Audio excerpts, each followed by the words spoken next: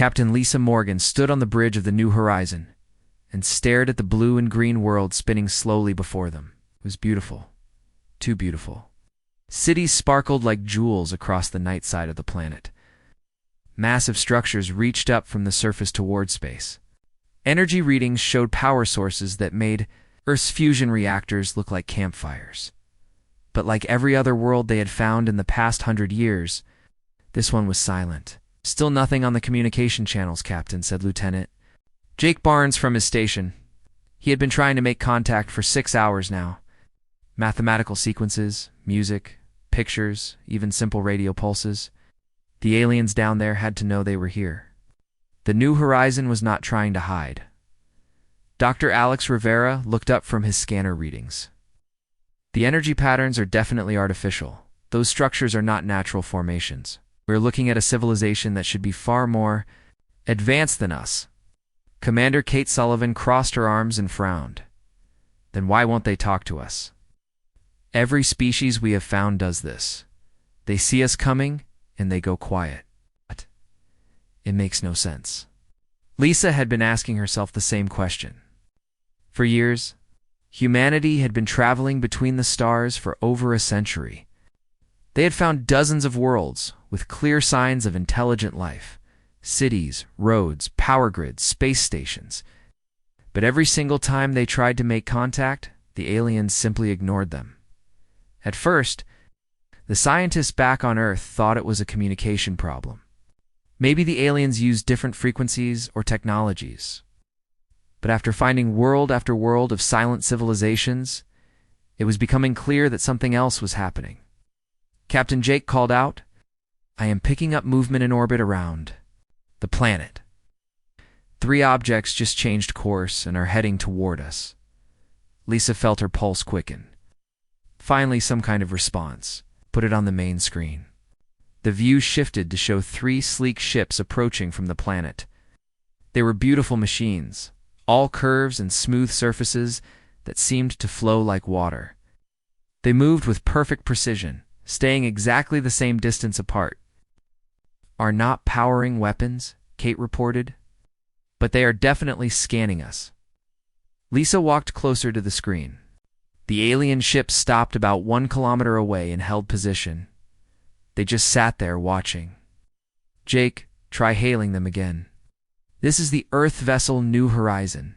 Jake broadcast on all frequencies. "We come in peace. We want to establish contact and friendship between our peoples." Silence. The alien ships stayed where they were for exactly 10 minutes. Then they turned around and flew back toward the planet. "That is it?" Kate asked. "They look at us for 10 minutes and leave?" Alex was studying his readings. It was not random. They took detailed scans of our ship, our crew, everything. They know exactly what we are and where we come from. Lisa sank into her command chair. This was the same pattern they had seen everywhere. The aliens would investigate them, study them, and then ignore them completely. It was like humanity was not worth talking to, Captain, Jake said quietly. "There is something else. I have been monitoring their internal communications during the scan." Lisa sat up straight. "You cracked their language?" "But I did not need to. They were using mathematical codes to talk to each other. Simple number sequences that any species should understand." Jake paused. "And over translates to something like confirmed classification and maintain distance protocol. They have us classified," Kate said. "As what?"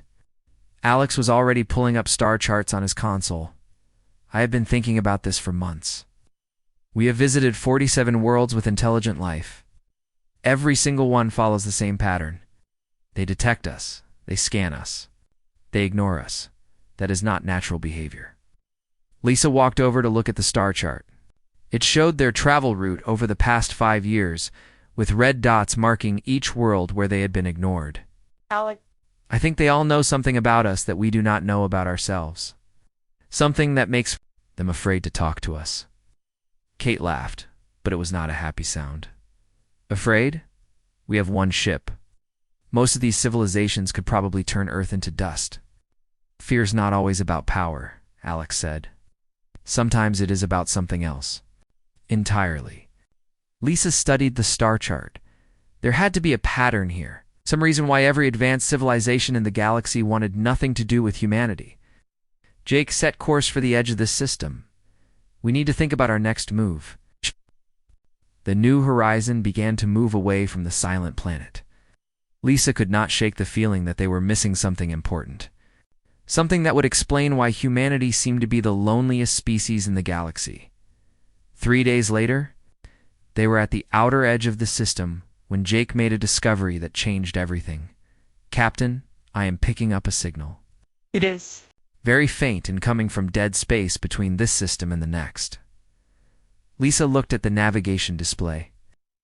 There was nothing out there. No planets, no asteroids, nothing but empty space. What kind of signal? It is definitely artificial. And Captain, it is not coming from any of the civilizations we have encountered. This is something different. Alex was already running scans. There is a structure out there. It's very small, maybe the size of a shuttle. It has been drifting in space. For a very long time, Lisa made her decision quickly. Set course for the object, full speed. It took them 18 hours to reach the source of the signal. When they found it, Lisa felt a chill run down her spine. The object was clearly very old. Its metal surface was pitted and scarred from countless years in space, but it was still functioning, still broadcasting its message into the void. "It is some kind of automated beacon," Alex reported. "The technology is unlike anything I have seen from the species we have encountered." Jake was working to decode the signal. The message is complex, multiple layers of information encoded in mathematical and visual patterns. This is going to take time to translate. How much time? Days? Maybe weeks? But Captain, there is something else. The beacon started transmitting more data when we got close, like it was waiting for someone to find it. Lisa looked at the ancient object floating in space. It felt important. Like it was the key to understanding why humanity was alone in a galaxy full of civilizations. "Bring it aboard," she ordered. "Whatever that beacon has to tell us, I think we need to hear it." As the recovery team brought the alien beacon into the New Horizons cargo bay, Lisa could not shake the feeling that their lives were about to change forever. The message waiting inside that ancient machine would finally explain why the universe ignored humanity, but she had no idea how much she was going to wish they had never found it. The beacon sat in the cargo bay like a sleeping secret. Soon it would wake up and tell them the truth about Earth, about humanity, and about why every advanced civilization in the galaxy was afraid of the species that called themselves human. The truth was going to be terrifying. The beacon had been in the New Horizons lab for 3 days when Professor Sam Harrison arrived from Earth. Lisa watched through the viewport as his transport ship docked with theirs. Behind his ship came 2 more vessels carrying Admiral Rose, Carter, and her fleet support team. When Earth Command heard about the beacon, they had called in their best experts. Professor Harrison was the leading specialist in alien communication patterns. Admiral Carter commanded the Earth Defense Fleet. If this beacon contained important information about humanity's place in the galaxy, they wanted to be ready for anything. Lisa met them in the docking bay. Sam Harrison was a thin man with gray hair and tired eyes. He had spent 30 years trying to understand why aliens would not talk to humans. Admiral Carter was younger, but looked just as serious. She wore the dark blue uniform of the Earth Fleet and carried herself like someone ready for a fight. "Captain Morgan," Admiral Carter said as she stepped off her ship, "what can you tell us about this beacon?" "It is old, Admiral. Very old. And it was specifically designed to be found by someone like us. When we approached, it activated new transmission protocols." Professor Harrison was already walking toward the lab. "Have you made any progress with the translation?" Dr. Alex Rivera joined them as they walked through the ship's corridors. "Some. The beacon uses multiple communication methods. It's mathematics, visual patterns, even chemical markers. Whoever built it wanted to make sure their message could be understood by any intelligent species." They entered the lab where the beacon sat on an examination table. It was about the size of a large suitcase, made of a dark metal that seemed to absorb light. Cables and sensors were attached to its surface, connecting it to the ship's computer. Systems. Lieutenant Jake Barnes looked up from his workstation. Professor Harrison, we have been able to decode about 40% of the message. What we have found so far is troubling. Sam sat down at the console and began reviewing the translated data. His face grew pale as he read. This is a warning, he said quietly. A warning about Earth. Admiral Carter moved closer to the screen. What kind of warning? Alex pulled up a star chart showing Earth's location. According to the beacon, our planet is classified as something called a Class X death world. Lisa felt her stomach drop. Death world. Sam continued reading the translated text. It says that planets like Earth are extremely rare. Most worlds that support life are what they call garden worlds. Stable climates, few natural disasters, limited predator species. That does not sound like Earth, Jake said. No, it does not. Sam agreed. Earth is classified as a death world because of its extreme conditions. Massive storms, earthquakes, volcanoes, ice ages, and thousands of predator species. According to this message, less than 1% of life-bearing worlds are this hostile. Admiral Carter crossed her arms. So Earth is dangerous. What does that have to do with aliens ignoring us?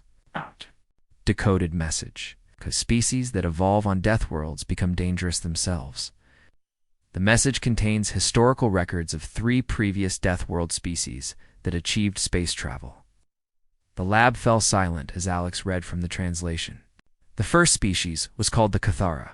They explored the galaxy for 50 years before their entire civilization destroyed itself in a war that lasted only 6 months. Lisa sat down in a nearby chair. She had a feeling this story was not going to get better.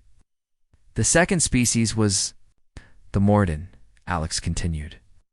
They were peaceful at first, but within 20 years of making contact with other civilizations, they had conquered 12 systems and enslaved millions of beings. And the third? Admiral Carter asked. The Veltar? They were the worst. They did not want to conquer or enslave. They wanted to hunt. They treated other intelligent species like animals. They destroyed 3 entire civilizations before the galaxy, united to stop them. Jake looked up from his console. Captain, there is more. The beacon says that all 3 Death World species shared similar characteristics. They were physically stronger than Garden World species, more aggressive, and they did not fear death the way other species do. Professor Harrison was studying biological comparison data that the beacon had provided. This is incredible. The message includes detailed information about how Garden World species evolved. Most intelligent aliens developed on planets with stable climates and few threats. They never had to deal with large predators, natural disasters, or resource scarcity. Lisa was beginning to understand. So they evolved differently than we did. Very differently, Sam confirmed. According to this data, most galactic species consider a minor injury to be potentially fatal. They avoid conflict at all costs. The idea of deliberately putting themselves in danger is completely foreign to them. Admiral Carter was reading. Over his shoulder, it says here that human recreational activities would be considered insane by most alien species. Own climbing, deep-sea diving, extreme sports. Contact sports. Alex added. Combat training, martial arts. Things we consider normal entertainment. Jake found another section of the message. There is something here about human military tactics. It says that Death World species naturally develop what they call pack hunting and persistence predation strategies. Lisa knew what that meant. Humans were natural team hunters who could chase prey for days until it collapsed from exhaustion.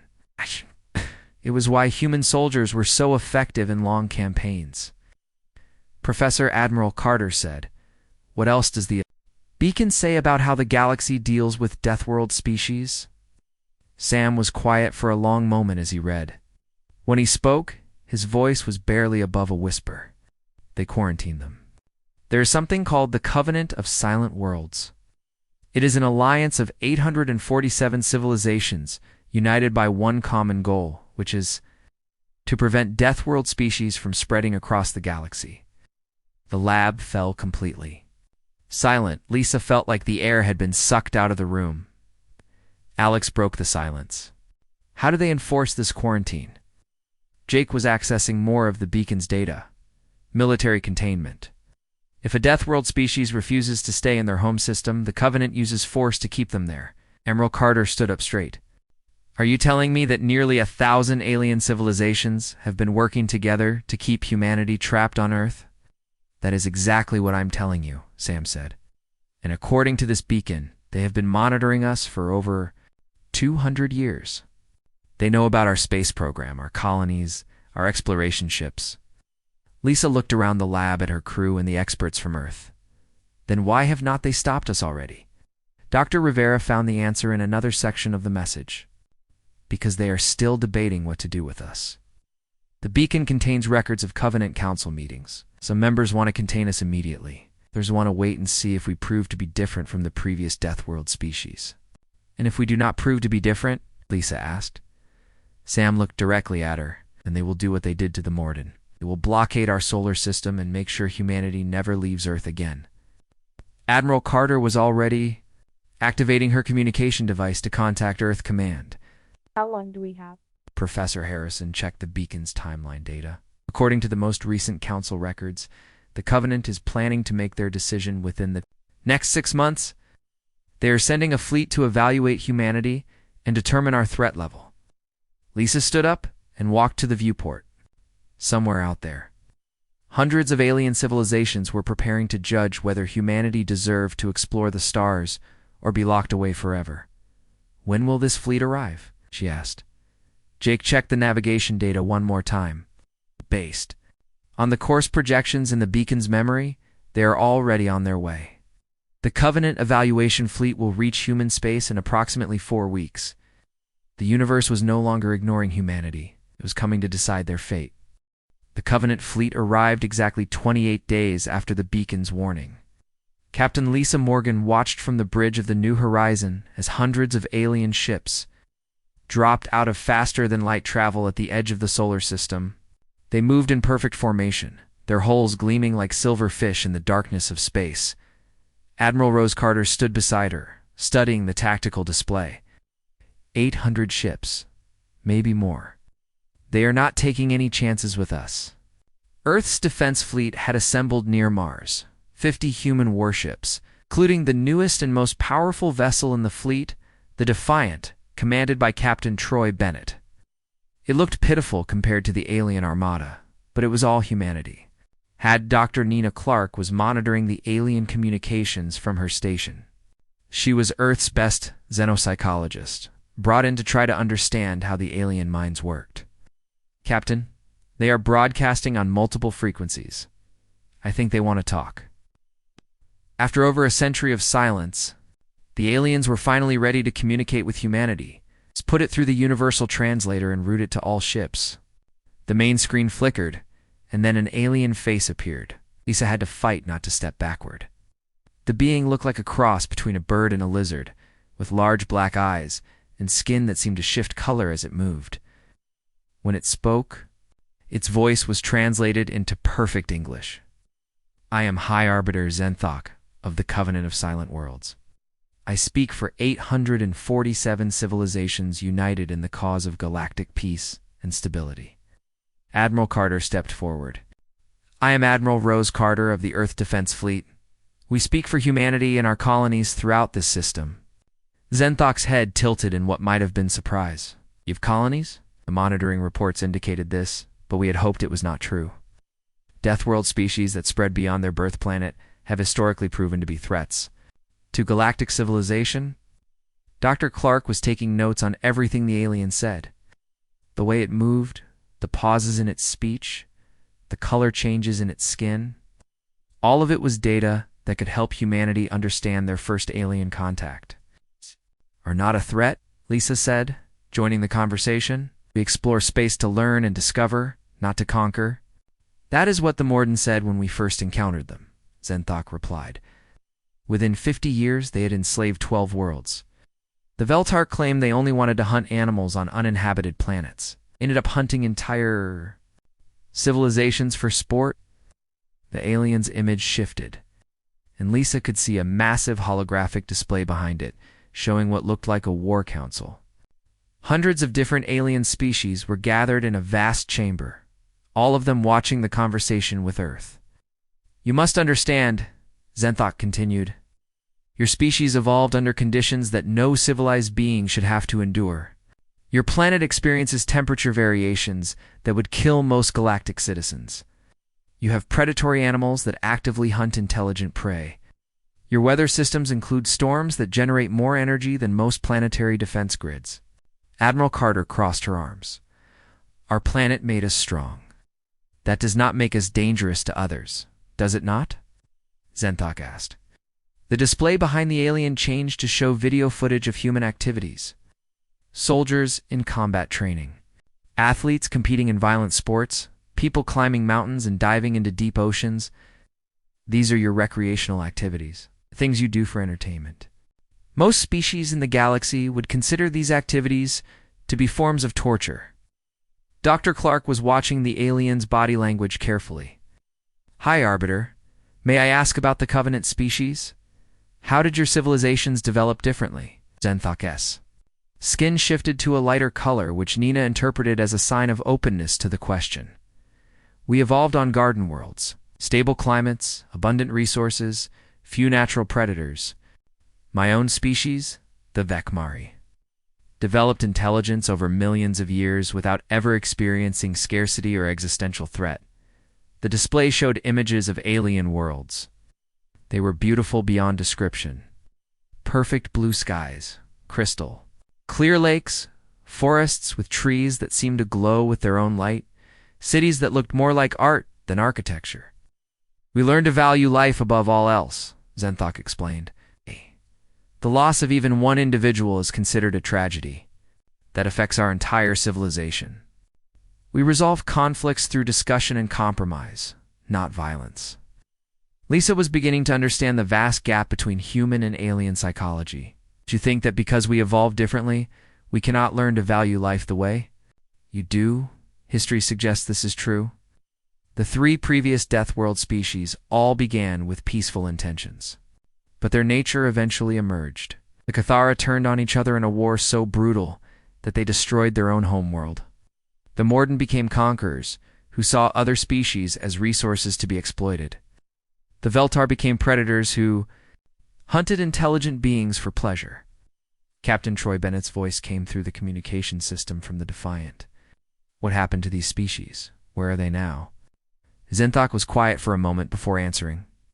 "The Cathara destroyed themselves. We were forced to contain the Morden within their home system, where they remain under constant observation. The Veltar had to be stopped through military action. Their species no longer exists." The bridge of the New Horizon fell silent. Lisa felt a chill run down her spine. The aliens were not just talking about containment. They were talking about the possible extinction of humanity if they were deemed too dangerous. Dr. Clark leaned forward. "Hi, Arbiter. What would it take for humanity to prove that we are different from these other species?" "That is the question the Covenant Council is here to answer," Zenthok replied. "We have been observing your species for 2 centuries. We have seen your wars, your violence, your expansion into space. But we have also seen acts of compassion, sacrifice, and cooperation." The alien display changed again, showing human activities that the Covenant had been monitoring: doctors treating patients in war zones, rescue workers saving people from natural disasters, scientists sharing discoveries with all of humanity instead of keeping them secret. "There are members of the Council who believe humanity might be capable of controlling their Deathworld nature," Zenthok admitted. "But there are many more who believe that allowing your species to spread across the galaxy would eventually lead to disaster." Admiral Carter stepped closer to the screen. "The Covenant offers humanity 2 choices. First, voluntary return to your homeworld. Earth would be declared a protected system, and your species would be allowed to develop in isolation without interference." "And the second choice?" Lisa asked, though she suspected she already knew the answer. "Forced containment within your solar system. Your expansion into space would be permanently halted, and Covenant forces would ensure that no human vessel ever leaves this system again." Captain Bennett's voice came through the comm system again, and Lisa could hear the anger in it. And if we refuse both options, Zenthok's skin shifted to a dark red color that Nina interpreted as a warning display. Then the Covenant Council will vote on whether humanity represents an existential threat to galactic civilization. If the vote passes, you will be treated as the Veltar were treated. The communication channel fell quiet except for the background hum of the ship's systems. Lisa looked around the bridge at her crew. They all understood what the alien was really saying. Accept isolation or face possible extinction. How long do we have to make this decision? Admiral Carter asked. The Council will observe your species for 30 standard days. During this time, Covenant monitoring vessels will study your colonies, your military capabilities, and your cultural development. At the end of this period, we will vote. The screen went dark as the alien ended the communication. Lisa stared. At the empty display, her mind racing. 30 days to prove that humanity deserved to exist among the stars around them. The Covenant fleet began to spread out through the solar system, taking positions near Earth, Mars, and the outer colonies. They were not just observers. They were judges, jury, and potentially executioners. The trial of humanity had begun. The first attack came on day 15 of the Covenant observation period. It was not what anyone expected. General Rick Stone was reviewing defensive positions on Mars Colony when the alarms started screaming. He ran to the command center where Captain John Miller was coordinating with the orbital defense platforms. "What is the situation?" Rick demanded. "Unknown ships just dropped out of FTL on the far side of the asteroid belt," John reported. "They are not Covenant vessels. The design is completely different." On the main screen, Rick could see the new arrivals.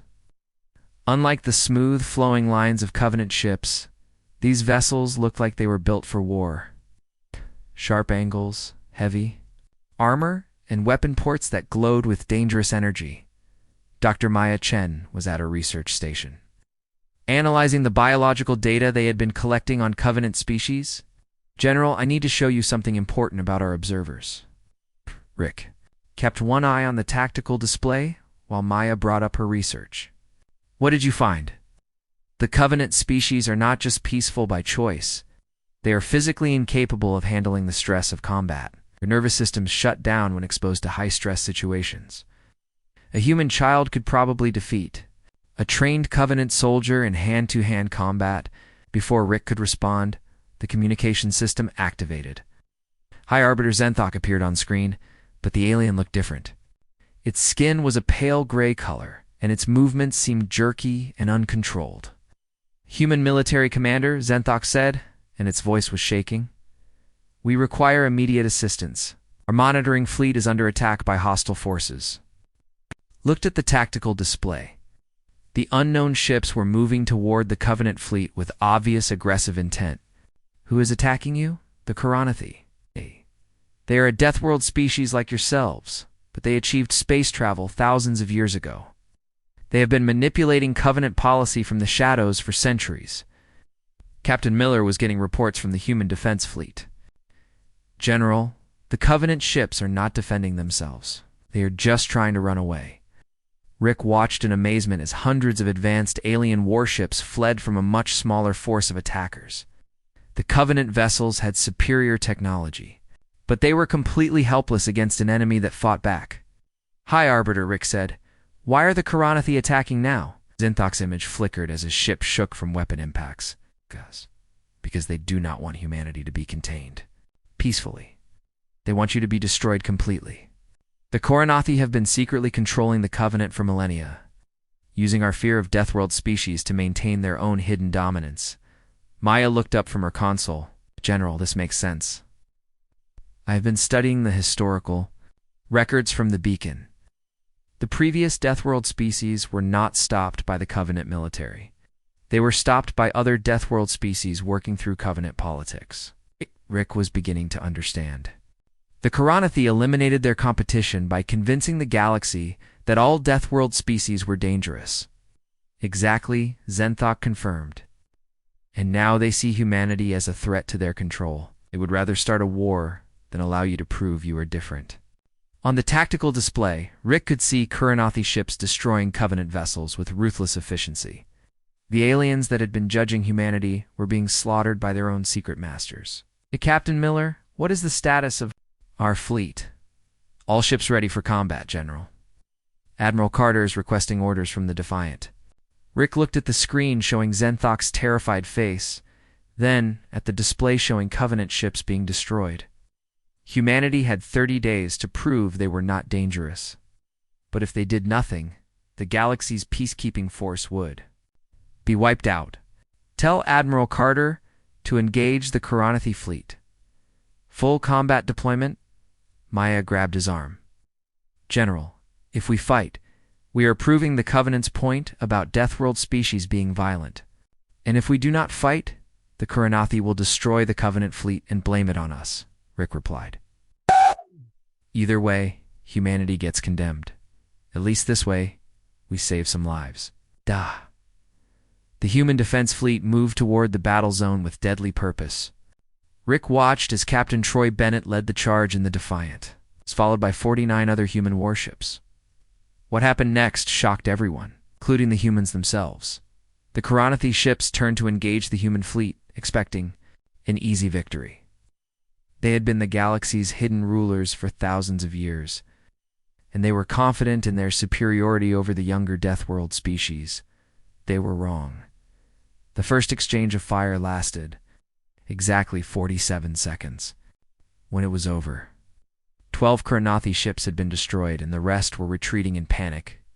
Captain Bennett's voice came through the communication system. General, you need to see this. We just captured one of their smaller vessels. It to Mars Station, Rick ordered. And Captain, what happened out there? How did we defeat them so easily? Sir, I do not think the Kuranathi have fought a real war in centuries. They have been using politics and manipulation instead of direct conflict. When we hit them with actual military tactics, they just fell apart. Dr. Chen was analyzing the battle data on our screens. General, look at this. The Kuranathi ships were more advanced than ours, but their crews made basic tactical errors. It is like they forgot how to fight. Rick was studying the retreat pattern of the enemy fleet. Maya, how long have the Kuranathi been in charge of Covenant policy? According to the beacon records, at least 3,000 years? 3,000? Years of getting what they want through fear and manipulation instead of strength, Rick mused. They became soft. High Arbiter Zenthok's image appeared on screen again. The alien's color had changed to something Rick had never seen before, a bright blue that seemed to pulse with energy. Human General Zenthok said, "Your species just did something that no Covenant civilization has accomplished and recorded. History. You defeated a Kuranathi fleet in direct combat."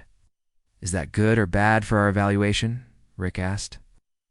"I do not know," Zenthok admitted. "The Council is in emergency session. Half of them are terrified that you are more dangerous than we thought. The other half are amazed that someone finally stood up to our secret oppressors." Maya was monitoring Covenant communications across the galaxy. "General, something big is happening. I am picking up transmissions from Covenant worlds everywhere. They are all talking about humanity's victory over the Kuranathi." At the tactical display showing the retreating enemy ships, some are calling for immediate action against humanity, but others are asking why their own military forces have never been able to stand up to the Kuranathi the way we just did. Captain Miller was coordinating the interrogation of captured Kuranathi prisoners. "General, you are not going to believe what we just learned. The Kuranathi have been deliberately weakening Covenant military capabilities for centuries. They convinced the galaxy that weapons and combat training were unnecessary because the Covenant promoted peace." Rick felt pieces of a massive puzzle clicking into place. They disarmed the galaxy to make sure no one could challenge their hidden control. Exactly. And now that someone finally has challenged them, they do not know how to respond. Maya looked up from her console with excitement. In her eyes, "General, I think I understand what makes humanity different from the previous Deathworld species. We do not just fight for ourselves, we fight to protect others." Rick looked at the screen showing the Covenant fleet regrouping under human protection. Xanthok and his people were alive because humanity had chosen to defend them instead of pursuing their own advantage. The Cathara destroyed themselves, the Morden conquered others, and the Veltar hunted for sport, Rick said. But humans fight to protect. The communication system activated again, but this time it was not Xanthok. It was a different alien, one that Rick had not seen before. "I am Council Speaker Alethra," the new alien said. "I represent the moderate faction of the Covenant Council. We would like to meet with your leaders to discuss a new arrangement." Rick smiled. "One where humanity helps us deal with the Koronathi problem permanently." The trial of humanity had just become something much more interesting. They were no longer being judged. They were being recruited. 3 weeks after the first battle with the Koronathi, Ambassador Helen Wright stood in the largest meeting hall ever built.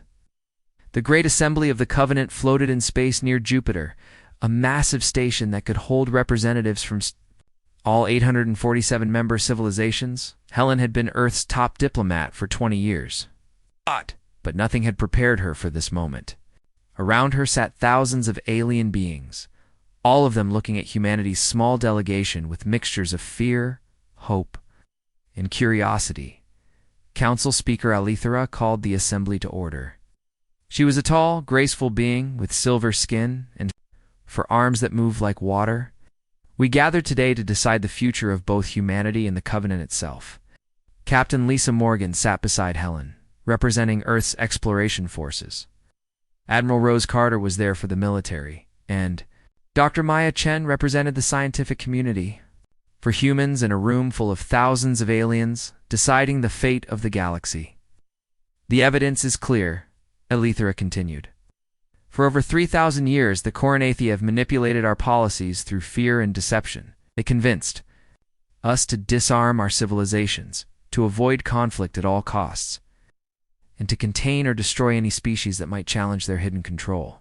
A representative from the Valkyrie system stood up. It looked like a giant flower with eyes. But Speaker Alethra, the Deathworld species were genuinely dangerous. The historical records prove this. Lynn rose to address the assembly. "Honored representatives, we have discovered new information about those historical records." She activated a holographic display showing data recovered from captured Koronathi ships. The Cathara did not destroy themselves in a civil war. They were manipulated into fighting each other by Koronathi agents. The assembly erupted in shocked conversations. Maya stepped forward to continue the presentation. The Morden were not natural conquerors. They were defending themselves against Koronathi attacks disguised as rebellions on the worlds they had peacefully settled. A representative that looked like a living crystal spoke up. "What about the Veltar?" They hunted intelligent species. For sport, Captain Morgan answered this one. The Veltar were never a natural species. According to the Koronathi records, they were artificially created through genetic manipulation. The Koronathi bred them specifically to be violent and uncontrollable, then released them on the galaxy as an example of what Deathworld species could become. The hall fell completely silent. Helen could see the shock and horror on thousands of alien faces as they realized the truth about their history. Alethra's voice was quiet when she spoke again. "The Koronathi created the very monsters they taught us to fear." Suddenly, the space around the station filled with ships. Hundreds of Koronathi vessels appeared from hyperspace, surrounding the assembly. The aliens in the hall began to panic, their peaceful nature making them incapable of dealing with direct threats. A massive face appeared on the main screen. It was clearly Koronathi, but unlike anything the humans had seen before.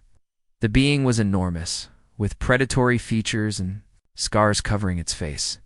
When it spoke, its voice carried pure hatred. "I am Koronathi Primarch Vexion.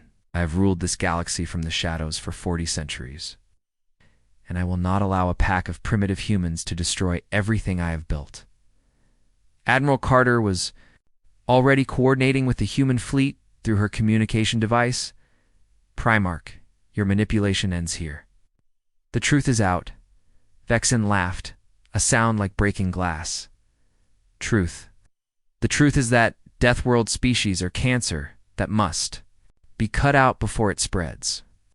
I eliminated the Cathara, controlled the Morden, and created the Veltar to to prove this point. Now, I will eliminate you."